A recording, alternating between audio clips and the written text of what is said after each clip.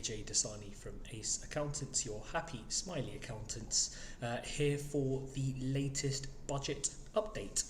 It is the 17th of March. I wanted to originally do this yesterday, but I wasn't well, so it is a day late. Apologies. So this budget was the one delivered by Jeremy Hunt on the 15th of March 2023, and this was an interesting one really, because with all the turmoil of the last 6 months, I guess really, starting with Kwasi Kwarteng's autumn statement, and then the various changes, and then Jeremy Hunt's changes, this one's actually interesting. There's not a huge amount from an SME and from an individual tax perspective on this.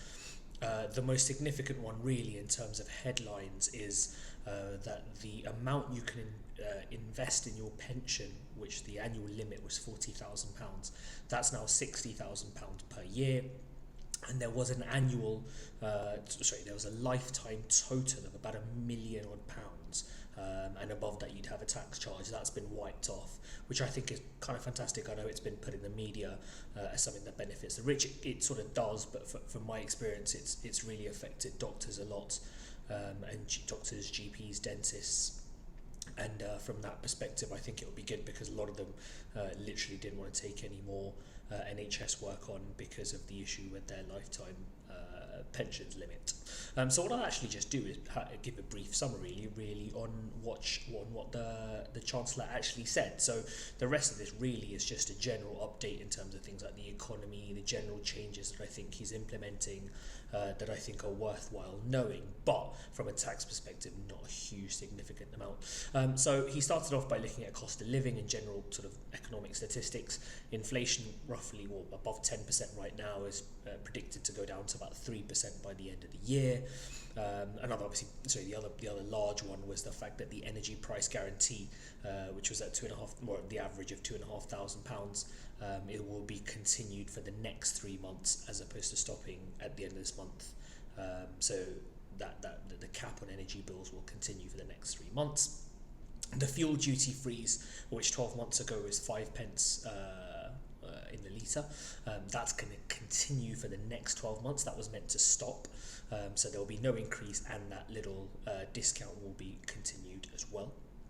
It looks like debt for the country itself is slowly falling as a percentage of GDP, which is good, and the budget deficit is also scheduled to, it looks like it's going to reduce over the course of this parliament. He then sort of spoke about various growth statistics, which I'm not going to focus too much on, because he'll generally just focus on the ones that look good rather than look bad. But the good thing is, it doesn't look like we're going to be in a full-blown recession. It looks like we'll just sort of avoid that for this year and then have growth from next year onwards. He then spoke about some things with regards to industrial strategy.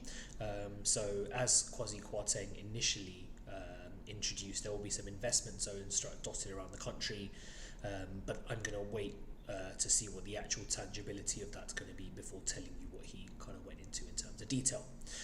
Another little interesting thing really is we've had the super deduction for capital allowances for plant and machinery that ends at the end of this month. So in effect, all he said was we'll go back to annual investment allowance of a maximum of £1 million a year. So obviously, if you're investing in plant and machinery, you can deduct the whole amount in the year that you purchase it, rather than over various years. So at the end, by the end of the time you've used the actual piece of capital equipment, it's not made a huge amount of difference. It's like it's a cash flow advantage of getting the tax deduction up front rather than over a number of years. Research and development credit and funding, that's a fantastic one, because it looks like for small and medium enterprises, if they spend more than 40% of their spending on R&D, they'll get a higher credit of 27%. So that is quite good, but it is slightly niche in the sense that I don't know how many companies spend more than 40% of their spending on R&D, so it does look quite niche. Some extra credits for film and TV as well, but again, not really a huge issue with our client base, so I'll skip over that a tiny bit. Some employment reforms as well. It looks like there will be support of about £4,000 for disabled persons to get back into work. Again, not sure how that looks like right now. It looks like there's going to be an over 50s apprenticeship. I really like the sound of this because I think apprenticeships are fantastic. And if we're looking at the ageing workforce struggling to get retrained, I think that over 50s apprenticeship could actually be very, very good. It's one of the things I'd like the most. And then finally, he spoke about education. So, first point, that childminders would have an incentive payment of between £600 and £1,200 to join the market itself. Increased funding to nurseries and sort of more flexibility in terms of how they operate, because that's obviously a significant issue right now for a lot of people looking to get back into work. So the first thing he then spoke about was wraparound care for school-aged children. The aim is by September 2026. All school-aged children will be able to have wraparound care at school from 8 a.m. to 6 p.m, which I think could be fantastic if, again, it works out. Finally, again, a real positive that I do quite like is the 30 hours free childcare that parents get when their kids turn 3 will now come in from the age of 9 months, in effect from when paternity finishes. I think it's staged, so it'll start off with about 16 hours a week. And then by, I think it's September 2025, everyone from the age, all the kids from the age of 9 months will be eligible for that 30 hours. The only eligibility criteria is that both parents need to be working at least 16 hours per week. So that was a nice brief, hopefully a summary of what the Chancellor spoke about for an hour and 10 minutes, and it's probably been about 6 minutes I can see on my ticker. So just to summarise again, major things really were the fact that there will be the super deduction ends, and so the annual investment allowance will be £1 million.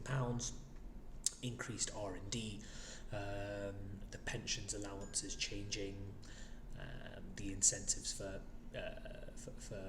childminding and care.